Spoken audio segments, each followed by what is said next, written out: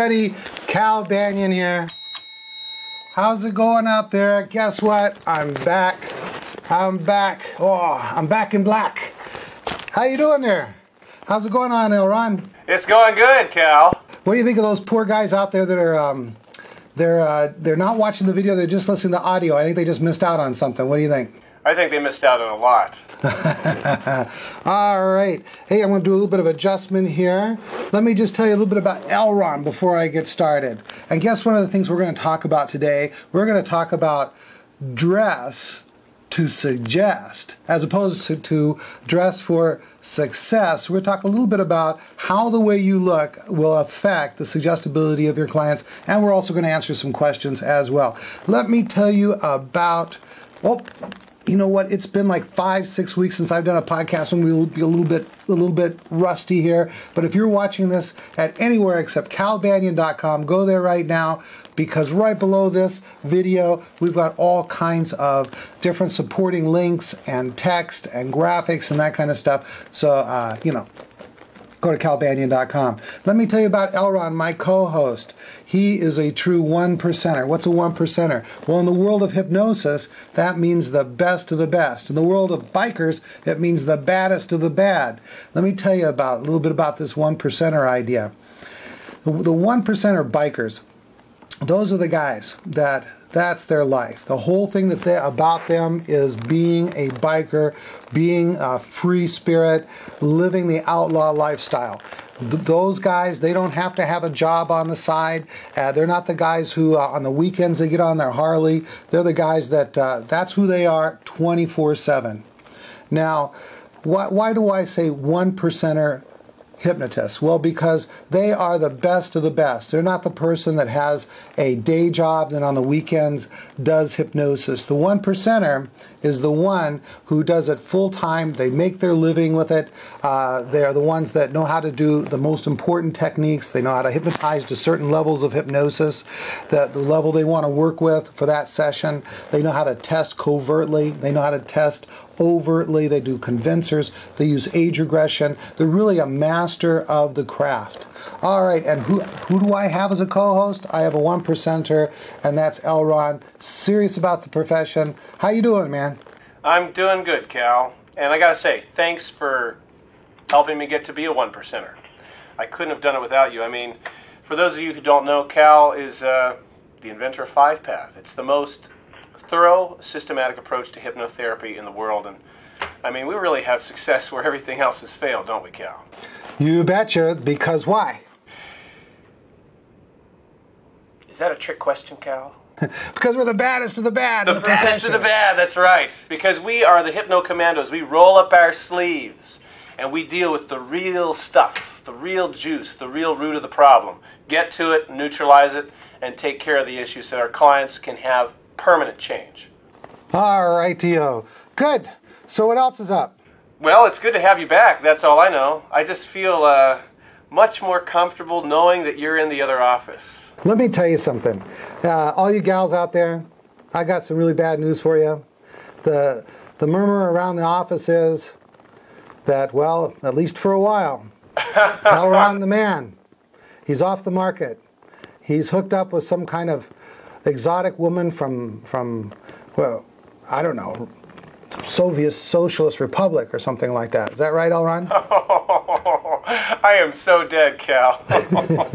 Well, we're not mentioning any names, right? Oh, boy. All right. Yes, that's right. Oh, okay. Very good. exciting. Good. Hey, well, Meredith has her three-legged dog, and you've got your social life as well. That's right. Yes, very good. And it's someone I can talk shop with. So that makes all the difference in the world. Oh, she's a hypnotherapist? Well, not quite, but, close enough. Not yet, anyway. Oh, she's one of the hypno-curious. That's right. Said, oh, my God, you do hypnosis? That is so cool. I'm like, okay, phew. My pickup line finally worked. Hey, you guys out there in internet land, will you please fan us at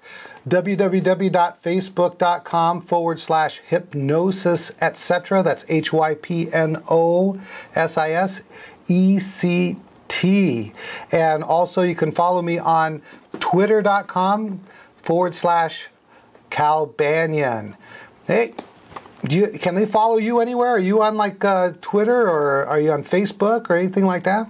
Not quite. I mean, they can check out my blog that I need to post another article on pretty soon on ourhypnospace.com.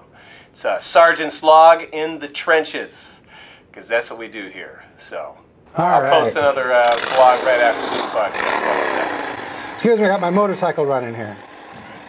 All right, hey, I want to talk a little bit about Singapore and Malaysia. I just got back, as everyone knows, and I want to say thank you, Elronn.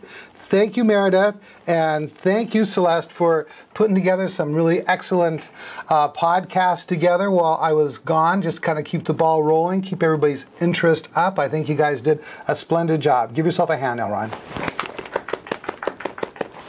All right. Hey, while I was in Singapore and Malaysia, let me tell you, that was just one very interesting trip. One of the greatest things for me was meeting with the Seventh Path community over there. I really don't talk about Seventh Path enough on this program, but you can always go to theseventhpath.com. It's www.theseventhpath.com and learn about my mind, body, spirit approach to doing self-hypnosis. And we've got a whole community of practitioners developed in the Malaysia, Singapore area. Now we're building in the Philippines and Indonesia, and really all over the world. We've got different people learning about this. And since it's a style of self-hypnosis you can do in groups, then people are getting together and doing it. And when you do something of mind, body, spirit, nature together, then it is more powerful. Also, I had a great time teaching some ultimate recognition classes while I was there.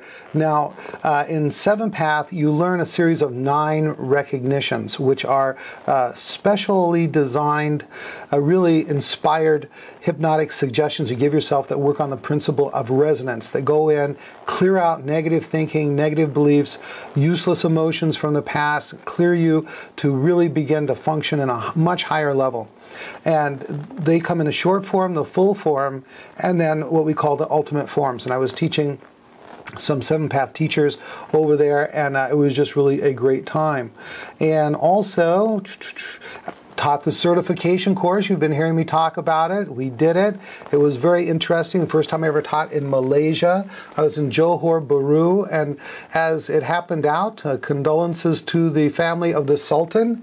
As I was there, the Sultan passed away, I think the second day I was there, and it was very interesting to watch the culture as they went into mourning for their Sultan, and how everyone was dressed, and just the whole cultural phenomenon of moving from one sultan to the next.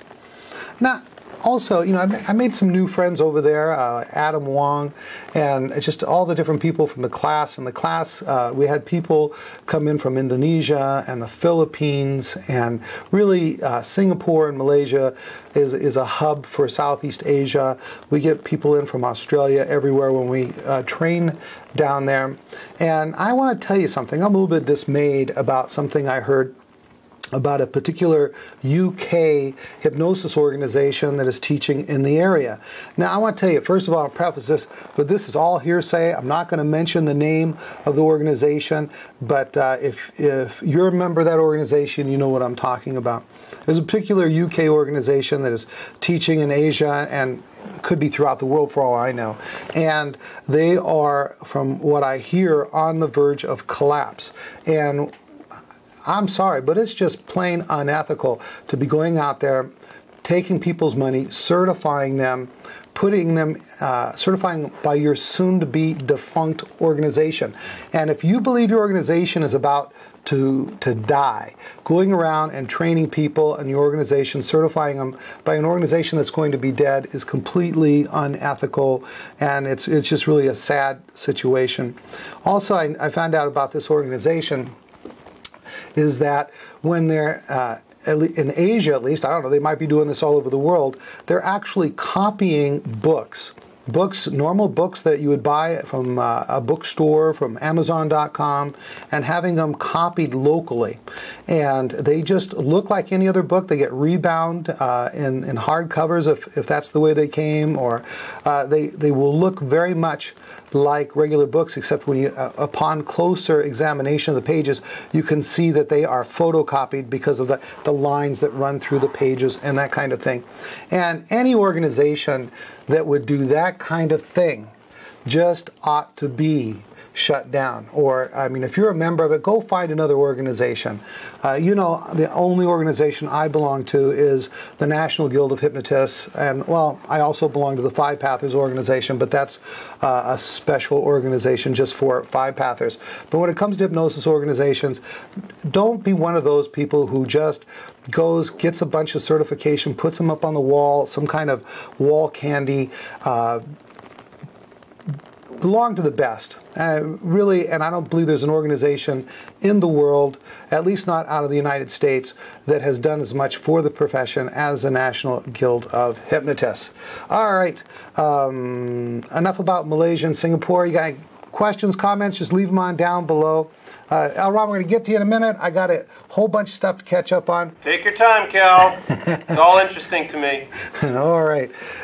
Poor Elronn, like, I'm the most non-chatty person. You know, people they're in my office, they know you don't just come into Cal Banyan's office, sit around, and you know, shoot the bull because I'm busy at work. I'm not the kind of person that comes to office and sits around, talks about what they've been doing, and that kind of thing. All right, I want to congratulate the National Guild of Hypnotists and on another fine journal, and congratulate the new journal cover people. Every every edition, there's someone new and interesting from the world of hypnosis that goes onto the Journal of Hypnotism, and so we're very happy to congratulate the Eastburns. Now, I got an email the other day about my article that's in here, and let's see, my article is about the 10 keys, surprise, surprise, of helping people find lost items. And I haven't had a chance to look through the article to make sure this message was correct or not, but they say that I said hyperamnesia, and if in here it says I create hyperamnesia, then that's a typo. I don't know if I created the typo or if they created the typo, but if in my article it says hyperamnesia, I'm talking about hypermnesia. Hypermnesia is a state of the ability to create enhanced recall in hypnosis. So please, world, if it says hyperamnesia, just switch it in your mind to hypermnesia. All right. Hey, well, you notice that I have my my old biker jacket on here, and one of the things I want to talk about, and I didn't prepare Elronn at all. I like to keep these podcasts kind of free and easy. He doesn't tell me what questions he's going to ask. He doesn't always know what kind of topic I'm going to bring up. And one of the things I want to talk about in this episode is how you dress. And I'm not going to dwell on it, but I want you to think about something that's really important. And that is the way you present yourself in your materials, the way you present yourself in your office, the appearance of your office, the smell of your office, everything affects the suggestibility of your client. Now, when you first saw me at the beginning of this video, I mean, it suggested something totally different than my usual appearance suggests. And I remember back in my biker days when, I mean, that was my life. That's all I did. I mean, all my friends were bikers. All I did was built around the riding and partying with my biker friends. I was a pretty scary looking dude. And a lot of people, just the way I dressed, the way I walked, the way everything about me suggested that you better, watch your step around this guy, and cause people to put their guard up. And you don't have to go to your office dressed head to toe in leather, with a long ponytail and a big beard to, tell people to put their guard up. So what you want to do is you want to dress. At our center, the men wear a white shirt or a plain shirt, a tie tie and slacks. Women will wear something equivalent to that, like slacks, a long skirt, and a blazer, plain top, and because it says I am professional. And I'm going to tell you a quick little, and I wish I had the citation for this, but when I was in graduate school, we talked about this idea of dress. And what I found out from, and I can't cite the study, was that they had this one researcher did this research with medical doctors, and they had the doctors dress in one of three ways. One was the most casual, shorts, t-shirt. Then there was someone in the middle with like a polo shirt and slacks, and then the other doctors would be dressed in a tie, a white shirt, a lab coat, and slacks. And what they did to measure the effect of these appearances was that they measured how many of their patients actually went and got the medications that were prescribed, and what percentage of those people actually used the prescription as directed. And it was found out that a significantly greater number of people actually got their prescriptions used as directed when the physician was dressed in a tie, a white shirt, and slacks. And of course, these were all men physicians. And so what does that say? That means how you dress does have an effect on whether or not people are going to follow instructions. I think we could extrapolate this to, it would make sense that this would also mean that how you dress will have an effect on how suggestible and how responsive and how directable your clients are. So please take that, and if anyone can give me the citation to that, please send it to me at calbanyan@hypnosiscenter.com, or just put it in the comments section below. Hey, one last thing. Gosh, I've just about used up the entire podcast myself. That's good. Elronn's going, good. Yay! Hey, you guys might notice the beard. I'm looking for some comments here. Should I keep it as it is? Should I grow it longer? I mean, get one of them big honkin' guru beards, or big old biker beards, or should I trim it back, just neaten it up, or should I go back to my old look of just the hypnotist goatee? I want to hear your input. I'm going to wear it for the next 4 episodes or 5 episodes, however many we get recorded today, so obviously, and then we'll see what happens. And Maureen's got her input too. The wifey, she always, she's going to have her effect too. All right, Elronn, how much more time we got? We got about 1 minute. All right. So what do you want to say? Well, I just wanted to add to what you're saying about dressing for success. I mean, there's that old phrase, oh, don't judge a book by its cover. And that's a really nice idea at the conscious level. I mean, that's a really nice thing to think about. But subconsciously, as we all know, you judge people all the time. It's a reflex response that automatically happens. So by choosing your dress more appropriately, you're really harnessing everybody's subconscious anchors to that kind of dress and what it means. I mean, people are programmed their entire lives on what it means when a person is in a suit and a tie or a white lab coat, and their suggestibility is going to be automatic without any type of analytical thought process in that, approach. All right, we'll be hearing more from Elronn in the coming episodes. Let me just get in here real quick. Go to hypnosiscenter.com and find out about our latest upcoming classes. Right now we have one starting in March 1st. That's the NGH-approved Banyan Hypnosis Hypnotherapy Super Course. And then in May 16th, we're going to have the Week of Power. And of course, you can take these courses live on the internet if you qualify. Give us a call. Check out the links I just gave you. And also, can't make it live? Then make sure you go to hypnosis.org and find out about our hypnosis certification course on video. Well, that's it. All right, this is Cal Banyan hitting the road. Over and out.